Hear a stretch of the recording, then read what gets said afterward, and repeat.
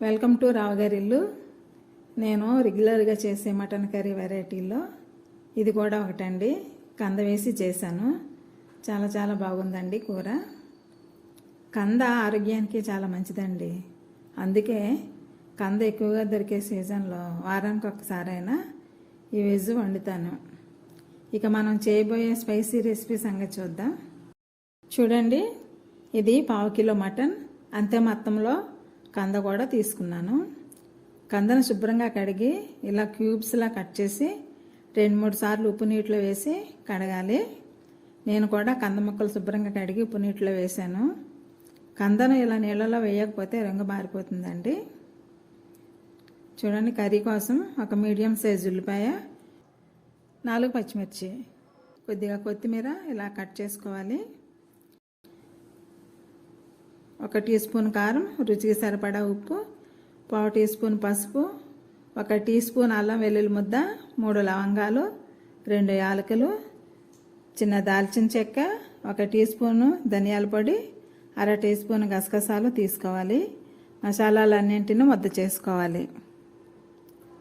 చూడండి, బాగా శుభ్రం చేసుకున్న మటన్లో కారం, ఉప్పు, పసుపు, అల్లం వెల్లుల్లి పేస్ట్ వేసి బాగా కలపాలి.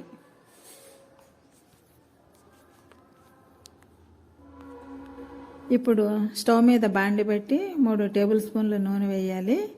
నూనె వేడెక్కాక ఉల్లిపాయ, పచ్చిమిర్చి వేసి 2 నిమిషాలు ఫ్రై చేయాలి.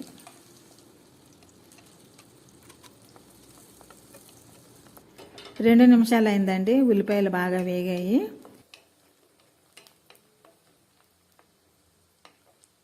ఇప్పుడు మ్యారినేట్ చేసుకున్న మటన్ వేసేద్దాం.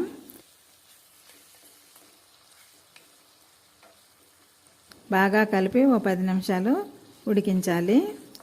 మంట సిమ్ మీడియంకి మధ్యలో ఉంచండి. ఈ స్టేజ్లో మటన్ నుంచి వచ్చే నీటితోనే కుక్ అవ్వాలి. మూత పెట్టి ఉడికించాలి.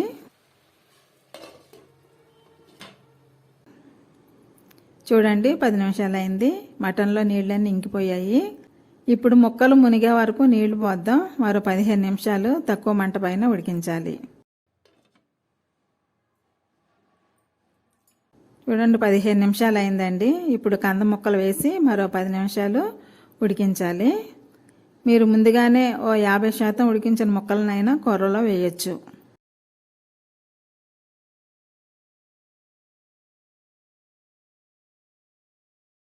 పది నిమిషాలు అయిందండి. చూద్దాం, కంద ముక్కలు 50% ఉడికిపోయాయండి.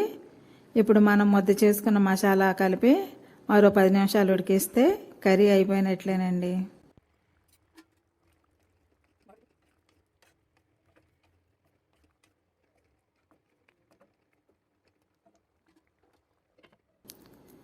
కంద మటన్ కాంబినేషన్ చాలా బాగా వచ్చిందండి. ఇలా వండుకుని తినటం ఆరోగ్యానికి కూడా చాలా మంచిదండి. కంద వల్ల జరిగే మేలు అంతా ఇంత కాదండి. ఎక్కువగా తింటే సైడ్ ఎఫెక్ట్స్ ఉంటాయి, కానీ మితంగా తింటే మాత్రం శరీరానికి మేలు చేస్తుంది. ఇంతటి మంచి దుంపకూర మటన్లో కాస్త మసాలా వేసి తింటే కంద అంటే ఇష్టం లేని వారు కూడా ఇష్టంగా తింటారు. ఈ హెల్తీ రెసిపీని ఇంట్లో వాళ్ళ కోసమే కాక ఎవరైనా అతిథులు వచ్చినప్పుడు వండి వడ్డించవచ్చు. ట్రై చేయండి. మరి కంద మటన్ ట్రై చేస్తే ఎలా వచ్చిందో నాకు కామెంట్ చేయండి.